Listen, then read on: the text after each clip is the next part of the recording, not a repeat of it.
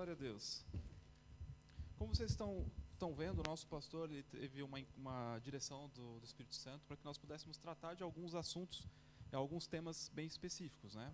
Nós já tratamos em algumas quartas-feiras passadas sobre a questão do tema escatológico, né? Sobre as questões de escatologia. Estamos tratando agora nas quartas-feiras sobre a visão de prosperidade, uma visão equilibrada sobre o assunto.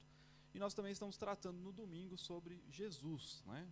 O pastor tem falado do pão da vida, o autor da vida. Então, o nosso objetivo é realmente transmitir algumas verdades sobre Jesus. Amém? Então, abra comigo, por favor, sua Bíblia lá em João, no capítulo 1.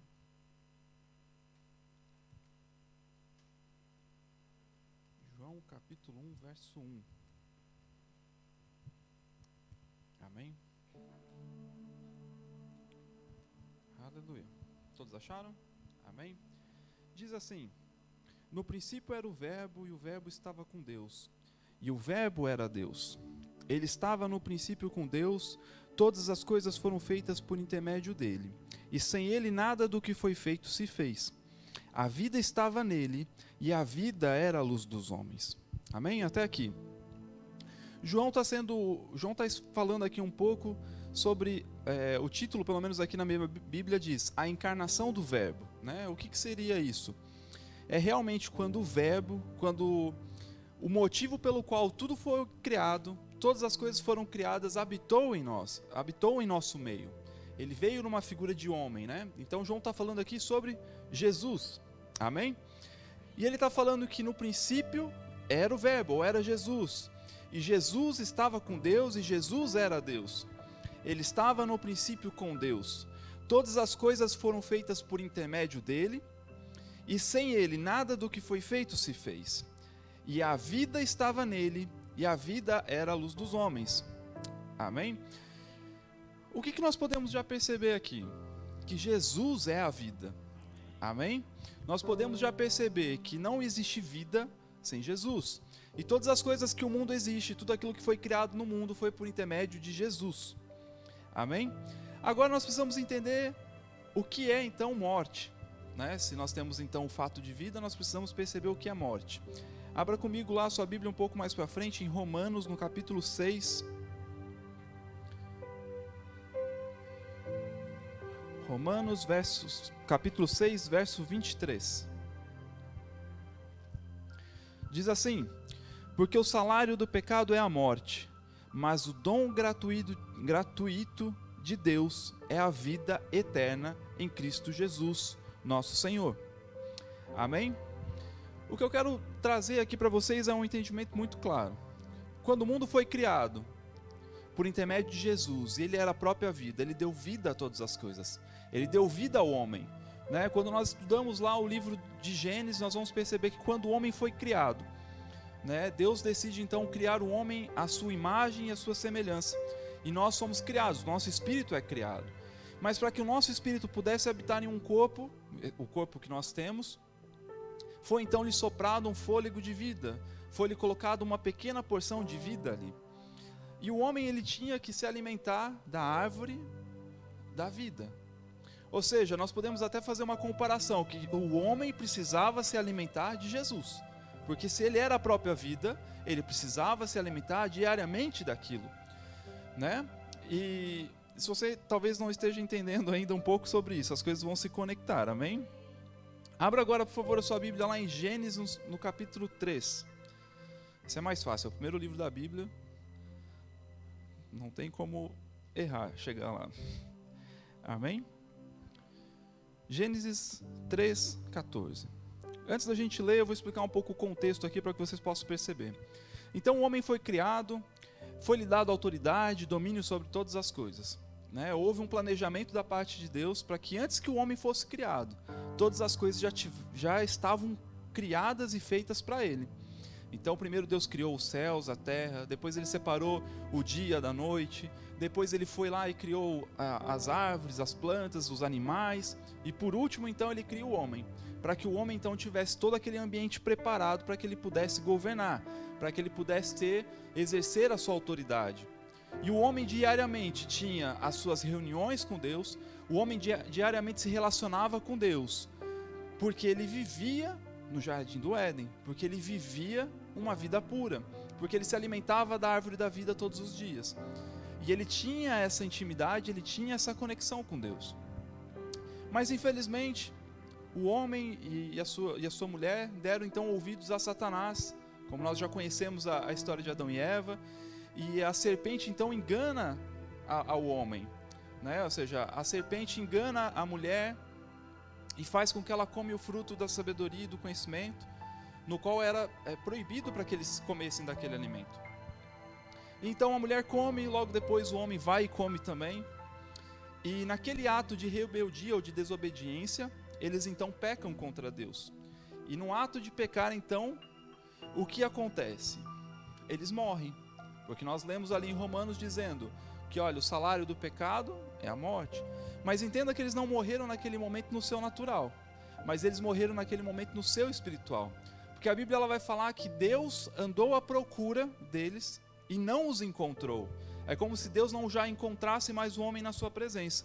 E agora o homem que vivia uma intimidade tão grande com Deus, ele agora existe uma separação, existe algo que Deus já não consegue mais reconhecer o homem ali. E o homem então começa a sentir vergonha porque ele acha que está nu, e tudo isso vai trazendo uma consciência pecaminosa ao homem. Porque o homem agora tem malícia, o homem agora percebe que o fato dele estar nu é uma posição talvez de vergonha, e isso acaba sendo um problema. Mas entenda que quando isso acontece, Deus sabia já o que tinha acontecido, mas ele pergunta então ao homem o que aconteceu. E aí o homem, a primeira atitude dele é tentar fazer o quê? Transmitir a sua responsabilidade. Olha, a mulher que tu me destes, ou seja, é um problema seu, porque se você não tivesse me dado a mulher, eu não tinha pecado. Sendo que na verdade ele pecou porque ele quis também, porque a direção tinha sido dada a ele. Mas entenda que o fato daquele momento ter feito uma separação entre Deus e o homem, naquele momento Deus proveu a solução também para a situação. E nós vamos ver então talvez a primeira promessa ou profecia de um libertador, uma figura que novamente vai nos religar a Deus. E então no verso 14 diz assim: então o Senhor Deus disse à serpente: visto que isso fizeste, ou seja, enganou o homem e a mulher, maldita és entre todos os animais domésticos, e o és entre todos os animais selváticos. Rastejarás sobre o teu ventre e comerás pó todos os dias da tua vida. No 15: porém inimizade entre ti e a mulher, entre a sua descendência e o seu descendente. Está falando de uma pessoa específica, sobre um descendente específico. Este te ferirá a cabeça, e tu lhe ferirás o calcanhar. Até aqui. Entenda que aqui Deus está dizendo o seguinte: olha, você enganou a mulher, você foi astuto, você conseguiu realmente dobrar a pessoa, conseguiu enganar ela, mas por conta disso, existe uma promessa, porque haverá uma inimizade entre você e a mulher. E o descendente da mulher, ou seja, um filho que lhe será gerado, ele lhe ferirá a cabeça.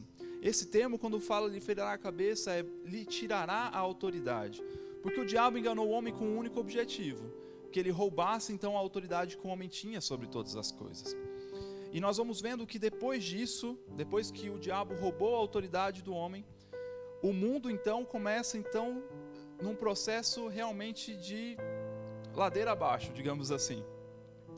Por quê? Porque o diabo veio para matar, roubar e destruir.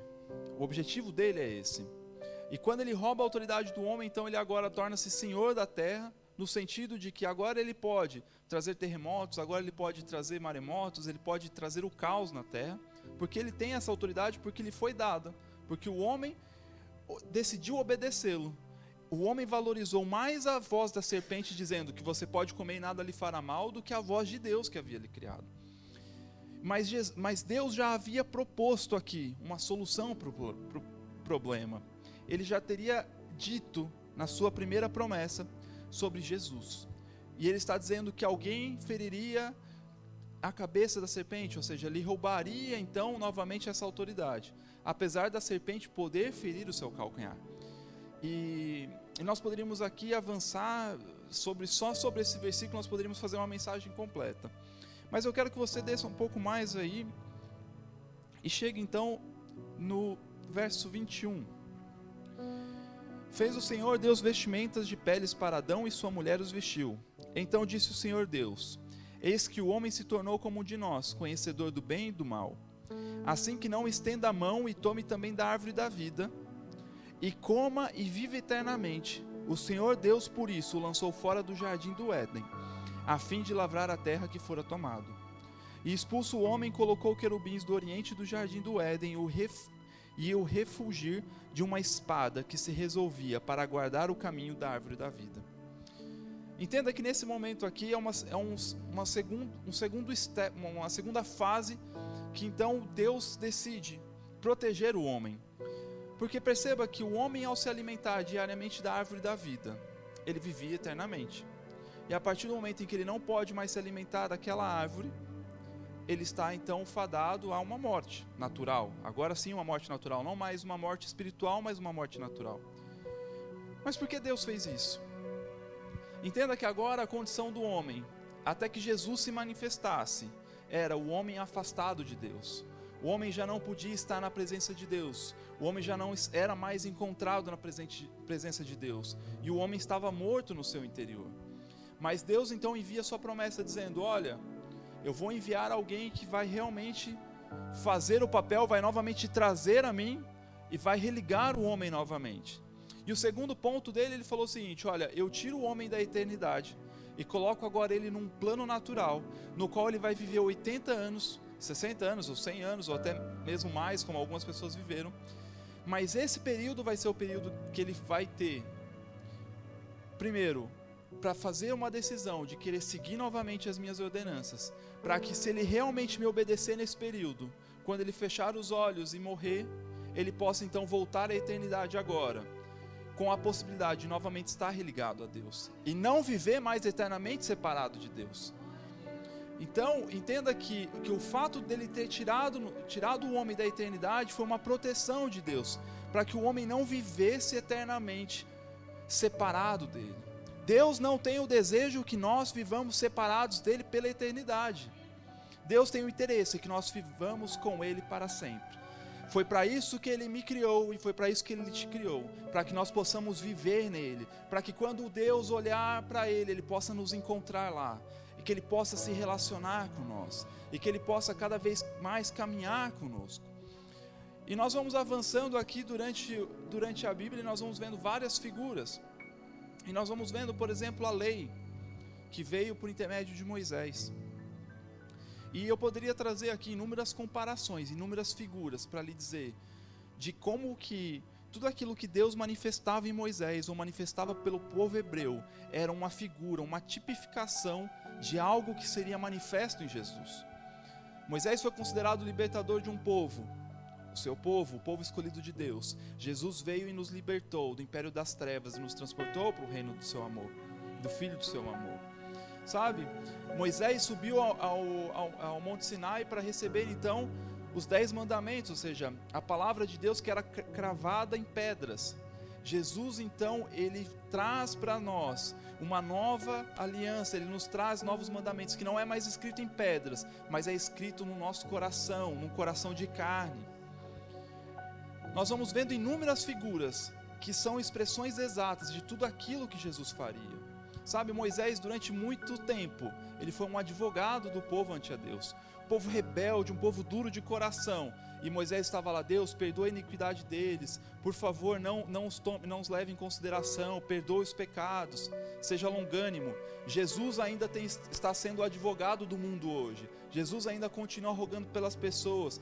A razão pelo qual nós ainda não fomos arrebatados e não chegou o fim é porque nós, como igreja, estamos orando. E Jesus está ainda intercedendo para que as pessoas possam ser salvas. E nós temos uma responsabilidade de anunciar o Evangelho para que as pessoas realmente o reconheçam. Mas haverá um momento no qual Jesus não voltará mais como advogado, mas então ele voltará como juiz, voltará como um príncipe, no qual ele reinará aqui. E aí a sua figura agora não será mais de alguém que está ali intercedendo, mas vai ser alguém governando, alguém com autoridade. Amém? Então nós vamos vendo que a lei, quando ela foi imposta ao homem, ela não veio com o objetivo de salvar o homem, porque isso era impossível de acontecer. A salvação só poderia acontecer por intermédio de Jesus, quando ele viesse à terra e levar sobre si os nossos pecados. Mas a lei tinha um papel extremamente importante, de mostrar ao homem que ele estava seguindo um caminho errado e que ele precisava se converter, que ele precisava voltar aos princípios de Deus e reconhecer a sua palavra. Amém? Mas abra sua Bíblia lá, por favor, em 2 Coríntios, no capítulo 5.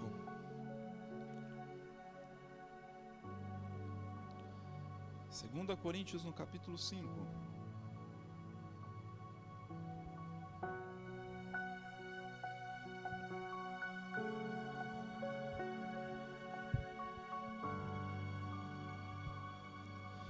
Segunda Coríntios, no capítulo 5, verso 18, diz assim: Ora, tudo provém de Deus, que nos reconciliou consigo mesmo, por meio de Cristo, e nos deu o ministério da reconciliação. A saber, que Deus estava em Cristo reconciliando consigo o mundo, não imputando aos homens as suas transgressões, e nos confiou a palavra da reconciliação, de sorte que somos embaixadores em nome de Cristo, como se Deus exortasse por nosso intermédio. Em nome de Cristo, pois, rogamos que vos reconcilieis com Deus. Aquele que não conheceu o pecado, ele o fez pecado por nós, para que nele fôssemos feito justiça de Deus.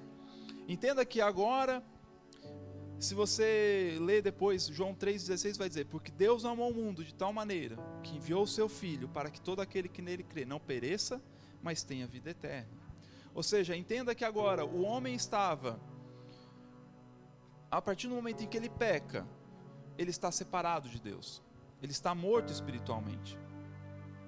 E além disso, ele vai ter uma morte natural, que foi feita uma proteção, para que ele não ficasse toda a eternidade separado de Deus. Mas entenda que durante esse curto período aqui na terra, ele precisa se posicionar, ele precisa reconhecer que ele está longe de Deus, ele precisa reconhecer os seus erros e precisa reconhecer que existe alguém que morreu por nosso intermédio, que foi Jesus. Mas entenda que isso que Deus fez não foi porque nós merecíamos. Não foi porque nós éramos bondosos, ou porque nós vivíamos uma vida em paz, ou que nós éramos pessoas boas, não. Mas porque Deus, lá no início, quando o homem errou, ele já havia preparado alguém que viria e tomaria o meu e o seu lugar numa cruz, o meu e o seu lugar no inferno, para que hoje nós pudéssemos ser levados à eternidade, para que nós pudéssemos entrar na eternidade agora, realmente com a nossa vida conectada, e agora realmente vivemos uma eternidade em vida. E nós precisamos entender que Jesus é o único caminho para isso. Não existe outra forma. Nós precisamos reconhecer o seu sacrifício. E quando eu falo isso, nós precisamos reconhecer o sacrifício, eu não estou dizendo que nós precisamos, eu até comentei essa semana com uma pessoa, que eu disse, olha, eu falei, para que sua vida possa ser transformada, para que você possa aceitar a Jesus, você não precisa mudar a sua vida. Você precisa simplesmente reconhecer o sacrifício que Ele fez. Você precisa reconhecer o ato que Ele fez, que foi o quê? Vir aqui na terra, não ter pecado, assumir o pecado da humanidade, ter morrido, ter ido ao inferno, mas ter ressuscitado e agora estar numa posição de autoridade, com um nome acima de todos os nomes, e nós estamos assentados em Cristo, não porque nós merecemos, não porque é algo que eu possa fazer, mas por algo que Ele fez, é algo que Ele fez.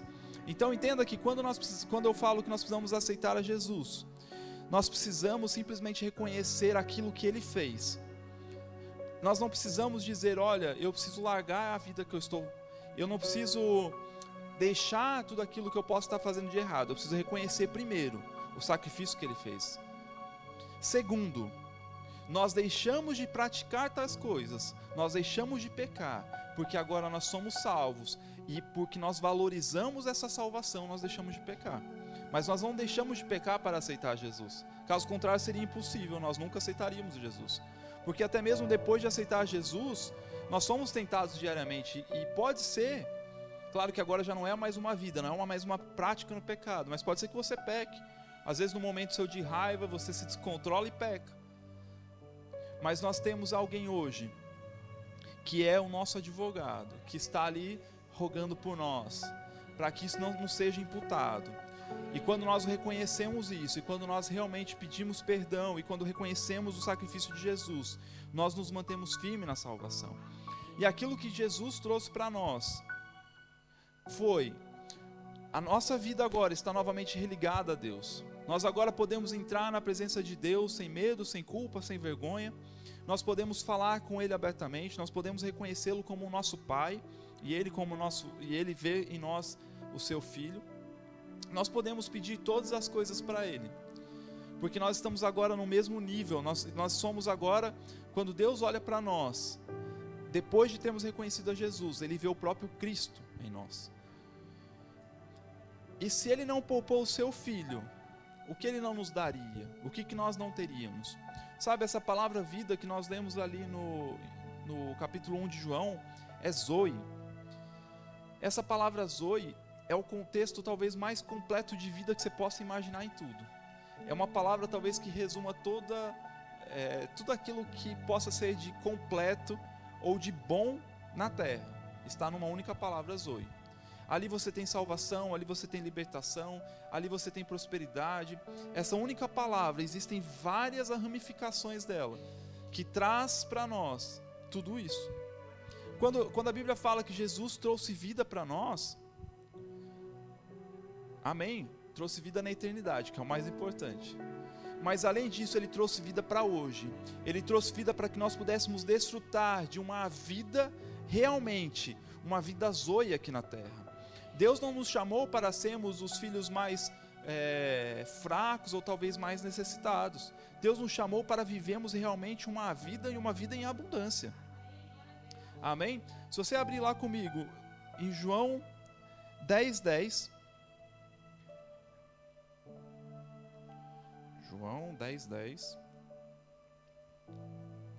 Diz assim: o ladrão vem somente para roubar, matar e destruir. O ladrão é o diabo. Eu vim para que tenham vida e a tenham em abundância. Mas como alguém pode ter uma vida em abundância? Ou seja, a pessoa vai viver mais, a pessoa vai ter 2 vidas, 3 vidas. Não é isso que o texto está dizendo. Você não vai ter várias vidas, você tem uma única vida. Mas essa vida que você tem é uma vida em abundância. É uma vida em abundância que você começa a desfrutar hoje. É uma vida em abundância que você desfruta aqui na terra. Sabe, durante muitas vezes eu ouvi mensagens de pessoas dizendo: olha, glória a Deus que eu fui salvo. Aqui na terra eu vou ser miserável mesmo. Eu vou sofrer, eu vou passar por uma vida desgraçada, no sentido da palavra sem graça aqui na terra. Porque na verdade, vida boa vai ser lá no céu. Primeiro que a pessoa já está cometendo 2 erros. Primeiro que a gente não vai viver no céu, a gente vai viver na terra. Nós vamos passar apenas 7 anos no céu em festa, mas depois nós vamos viver na terra, e essa terra que nós vivemos, ela vai ser feita um novo céu e uma nova terra, e nós vamos habitar na terra, porque a terra foi feita aos homens. E segundo, quando Jesus fala aqui que Ele veio para nos trazer vida e vida em abundância, abundância são em todas as áreas. É você ter longevidade de vida, é você ter abundância de vida. Em que sentido? Em saúde, em sentido financeiro, em sentido emocional, em sentido espiritual, em todas as áreas da sua vida. Jesus é a vida, e quando nós olhamos para Jesus, nós não vemos nenhuma falta nele. Nós não vemos uma pessoa fraca emocionalmente, nós não vemos uma pessoa sem recursos financeiros, nós não vemos uma pessoa com doenças ou em estágios terminais, não. Jesus apenas morreu cedo, ou cumpriu seu propósito com 33 anos, porque Ele optou entregar a sua vida. Porque como Ele não havia pecado, Ele não haveria morte para Ele. Ele poderia viver eternamente. Mas Ele decidiu levar sobre Ele todas as nossas iniquidades, para que nós pudéssemos sermos encontrados agora nele, puros, santos, purificados. Sabe? E essa vida que Ele nos trouxe é uma vida em abundância. E quando eu falo uma vida em abundância, eu quero dizer para você, é que você também precisa transmitir essa vida a outras pessoas. Sabe, quando nós temos algo bom, ou por exemplo, quando... Essa semana teve uma situação engraçada, estreou um documentário no Netflix, e eu lembro que eu assisti esse documentário e eu gostei bastante. E a primeira coisa que eu fiz foi, eu falei com todos os meus amigos: rapaz, você viu aquele novo documentário que lançou? Você viu aquele novo documentário? Isso e aquilo. E eu anunciei para todas as pessoas sobre aquilo. E com certeza essas pessoas talvez tenham assistido, tenham gostado e tenham falado com outras pessoas, e com outras pessoas, e com outras pessoas. E isso acabou tocando várias pessoas assistiram aquilo. Mas entenda, muitas vezes nós estamos fazendo isso com um documentário, ou com um filme, ou com uma série. E isso é lícito, amém? A gente está compartilhando uma informação. Mas nós não temos compartilhado aquilo que é de mais precioso que nós ganhamos nessa vida, que é Jesus. Muitas vezes nós não estamos anunciando, não estamos compartilhando aquilo que transformou a nossa vida. Aquilo que tirou nós de um caminho de transgressão, de pecado, de condenação. E nos levou para um caminho de vida e vida em abundância. E nós talvez estamos privando pessoas de terem acesso a essa informação. Sabe, muitas vezes nós na nossa consciência achamos que as pessoas todas no mundo já conheceram, já ouviram sobre Jesus e estão vivendo a vida que estão porque decidiram. Mas sabe, tem pessoas que sequer conhecem histórias normais, naturais, como o pastor comentou hoje de manhã, de uma situação específica que a pessoa não conhecia sequer a história de Davi, que foi um dos maiores reis de Israel. Davi e Golias, a pessoa nunca ouviu. Adão e Eva, a pessoa nunca ouviu. Se a pessoa não ouviu Adão e Eva, qual é a chance da pessoa ter ouvido falar sobre Jesus? Se a pessoa não ouviu sobre Daniel na cova dos leões, que é uma história épica, qual é a chance dela ter ouvido que alguém veio e morreu por ela? Sabe, talvez uma das perguntas mais feitas ou comuns é: para onde nós iremos? Ou qual é o sentido da vida? Sabe, não sei se você já se perguntou sobre isso, ou se você talvez já tenha ouvido alguém falar sobre isso com você. Mas talvez seja uma das primeiras perguntas que todo homem faz, tipo: e daí? Um dia eu fecho o olho e depois? Não acontece nada? Simplesmente sumiu, acabou. Ou seja, a sua vida, tudo aquilo que você viveu aqui, não tem nenhum sentido. Eu não acredito nisso. Porque eu acredito que tudo tem um sentido, todas as coisas têm um sentido. Sabe? E o primeiro fato é, nós não temos várias vidas, nós temos uma única vida. Porque eu não acho justo você vir aqui na Terra, sofrer ou padecer por algo que você fez numa vida passada que sequer você lembra. Como você pode ser culpado, ou como você pode pagar por algo que você nem lembra que você fez? Sabe, um dos princípios no direito, quando você vai estudar, é sobre o sentido de você conseguir provar que a pessoa tinha consciência quando ela fez algo errado. Se você não consegue provar que ela estava consciente de que aquilo era errado, ela não pode ser culpada daquilo. Se ela não pode ser culpada no mundo natural, por que a pessoa pode ser culpada no mundo espiritual? Por que a pessoa tem que vir aqui, passar uma nova vida e ser culpada por algo que ela não lembra? Isso não é justo, isso não é correto. E só por conta disso, eu já poderia enumerar para você que isso não existe. Mas existem vários outros fatores que nós vamos vendo. Que Deus nos criou com um propósito, para que nós possamos viver a eternidade com Ele. Nós não viemos aqui a passeio. Nós não viemos aqui simplesmente para viver 80, 100 anos, para simplesmente viver uma vida normal e todo dia trabalhar, chegar à noite e dormir. Não. Deus nos mandou aqui com uma missão e com um propósito.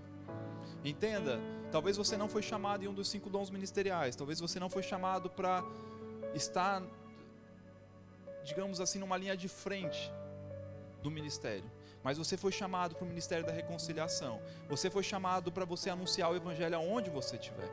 E anunciar o evangelho não é você ser chato, de ficar dizendo para as pessoas: olha, Jesus te ama, vem aqui me dar um abraço. Amém? Que isso é lícito e isso pode impactar alguém, pode transformar a vida. Mas anunciar o evangelho é você ser íntegro naquilo que você faz. E quando alguém vier falar com você, você falar o seguinte: olha, eu sou assim, porque alguém veio um dia e me transformou, e essa pessoa se chama Jesus. E aí sim a pessoa vai primeiro valorizar aquilo que você fala, porque ela vê em você algo diferente. É isso que é anunciar o evangelho. É através das suas atitudes, através daquilo que você faz.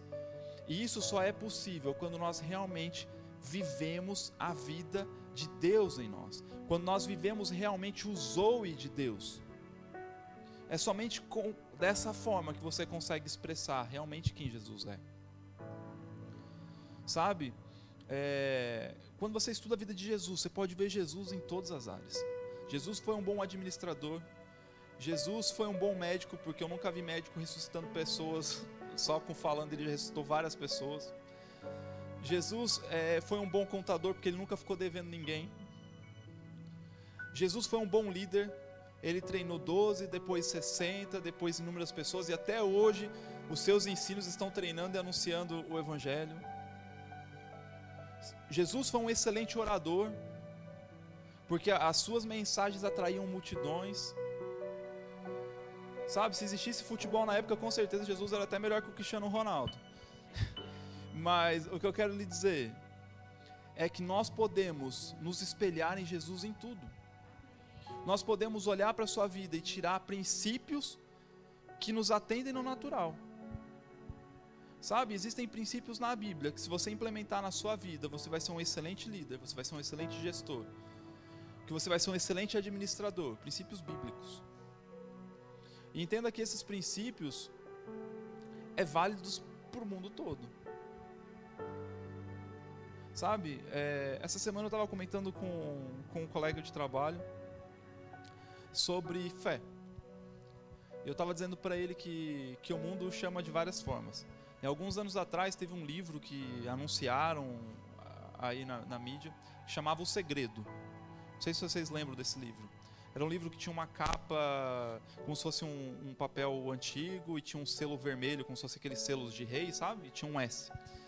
E esse livro, o que ele falava? Era um segredo. E as pessoas que liam esse livro realmente falavam, olha, minha vida mudou, porque eu colocava em prática o que o livro falava para colocar e as coisas aconteciam.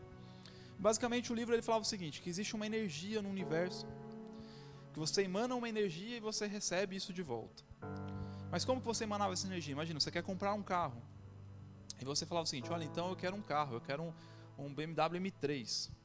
E a partir de agora você emanou essa energia e agora tudo aquilo vai ser disponibilizado para você. Então você vai andar na rua, você vai começar a ver aqueles M3.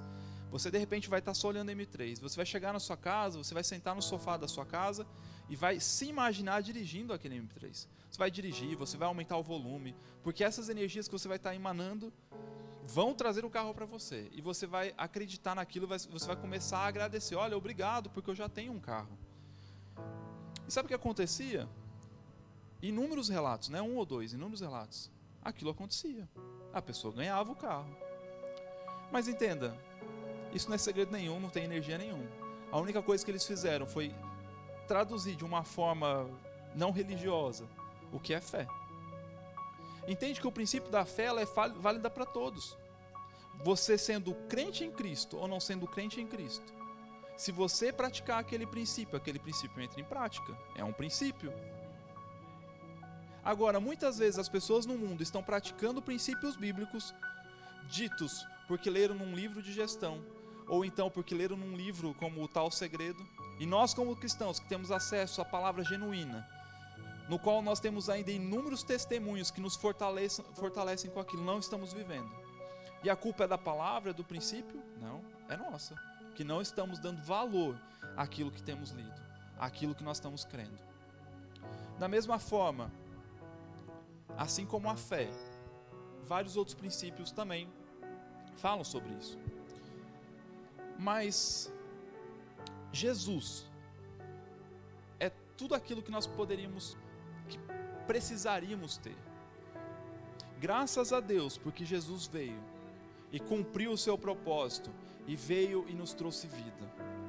E não nos trouxe uma vida qualquer. Ele não nos chamou para vivermos de uma forma qualquer. Ele nos chamou para sermos diferentes, para estarmos a um outro nível, para que nós possamos realmente desfrutarmos daquilo que Deus tem para as nossas vidas. O nosso Deus é um Deus de grandiosidades. O nosso Deus é um Deus de coisas maravilhosas. Não nos contentamos apenas com coisas básicas ou simples. Nós precisamos cada vez mais nos avançarmos. Nós precisamos cada vez mais andarmos em fé, crendo que aquilo que Ele nos chamou para fazer irá se cumprir. Amém? E nós temos papel importantíssimo de compartilharmos essa vida que habita em nós com as outras pessoas. As pessoas precisam conhecer Jesus. As pessoas precisam ter a mesma oportunidade que nós tivemos um dia, de erguer as nossas mãos e de confessar a Jesus e aceitá-lo e reconhecê-lo. E viver a eternidade ligada novamente a Deus. Amém? Abra por favor a sua Bíblia lá comigo, em 1 João no capítulo 5. 1 João no capítulo 5, verso 6.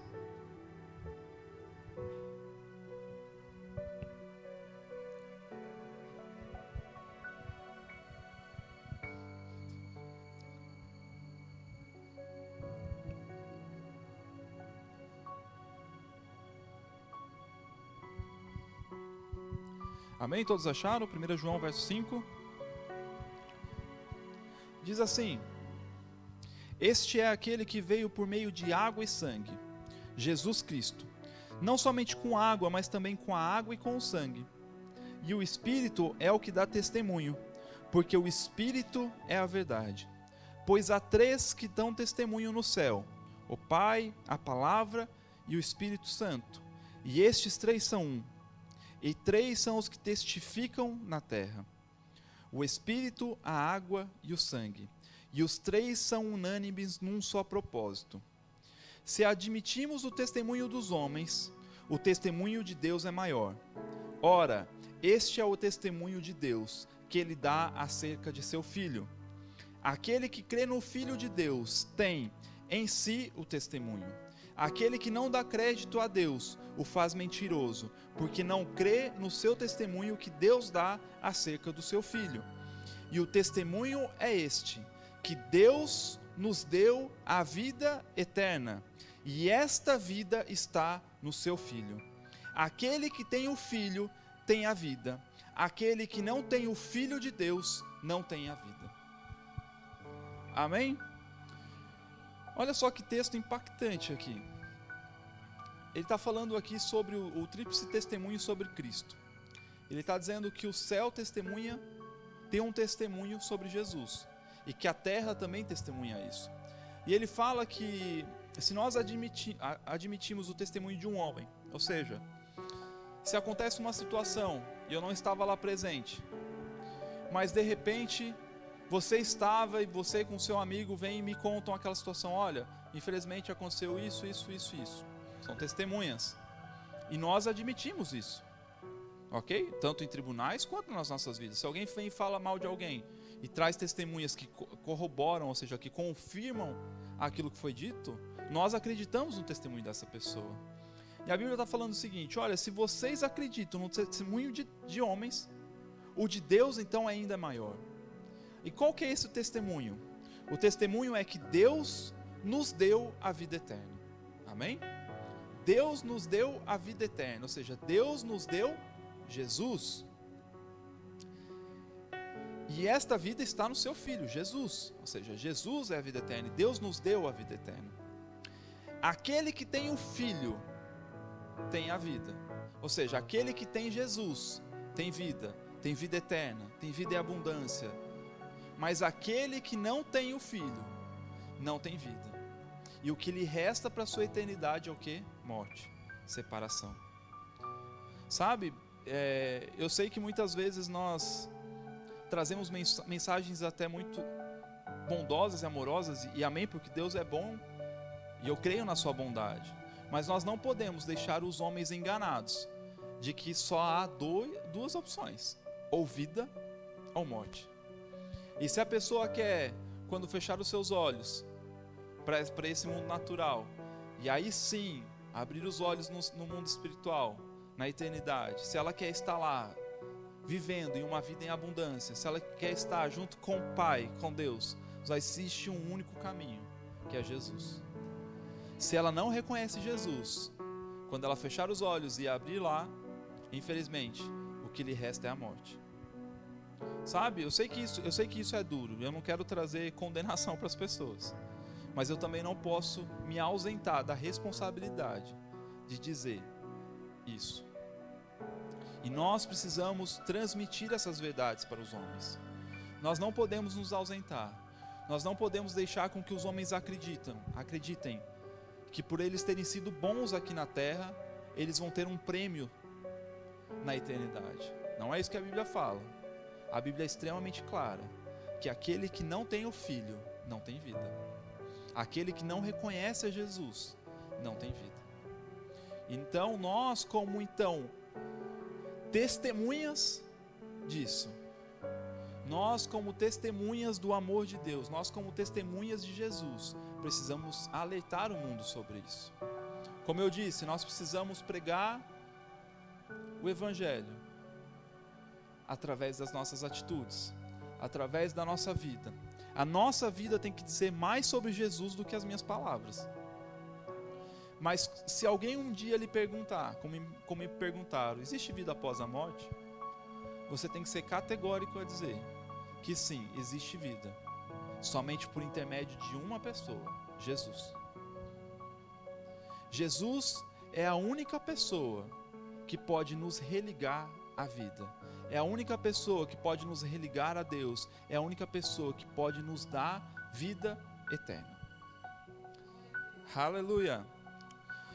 E quando nós temos vida eterna, nós temos uma tranquilidade tão grande no nosso ser. E nós entendemos o que Paulo diz, que para ele morrer era lucro. Mas por que era lucro? Porque ele estava passando por perseguições aqui na terra. Estava passando por situações aqui extremamente desconfortáveis, sendo açoitado, sendo preso. E para ele morrer era lucro, porque ele já estaria na eternidade com Deus. E a partir do momento que a pessoa está na eternidade, não existe mais volta. Até essa semana eu estava comentando com o Arthur, tem um filme que eu gosto bastante de assistir. É lançamento, acho que lançou esse ano, o tal do Gladiador, não sei se vocês já viram. Deve ter uns 30 anos já esse filme, ou mais, não sei. É um filme bem antigo já. Até o ator principal, ele era bem magrinho, né? Você vai ver hoje ele na TV, tá coitado, né? Mas existe uma frase lá naquele filme que me chamou a atenção. Entendo, não é um filme cristão, não está anunciando o Evangelho. Mas ele fala algo que é uma verdade. Quando ele está liderando o seu povo para uma das grandes batalhas no filme, ele usa uma frase que ele fala o seguinte: aquilo que nós fazemos hoje ecoará pela eternidade. E isso eu nunca ouvi uma frase tão crente como essa. Mas é uma pura verdade. Aquilo que nós fazemos hoje, aquilo que nós fazemos na nossa vida terrena, aquilo que nós fazemos nessa pequena parte da nossa eternidade, ecoará pela eternidade. Tanto para o bem quanto para o mal. Por isso eu digo hoje para você, escolha a vida. Escolha Jesus. Porque existem benefícios nisso. E eu não estou falando simplesmente de uma vida eterna, mas eu estou falando de um benefício natural. Eu estou falando que você pode viver hoje em saúde divina, você pode viver hoje em prosperidade, você pode viver hoje liberto, e você pode manifestar o poder de Deus aqui na terra, porque você está vivo, porque você está agora religado novamente à fonte, e você pode se alimentar hoje da árvore da vida, você pode se alimentar de Jesus hoje em todos os momentos, e você tem intimidade com Deus. Assim como Adão andava no jardim do Éden e falava com Deus todos os dias, você pode fazer isso a todo momento. Simplesmente no fechar dos seus olhos e no abrir da sua boca, você está falando com Deus e você está religado com Ele.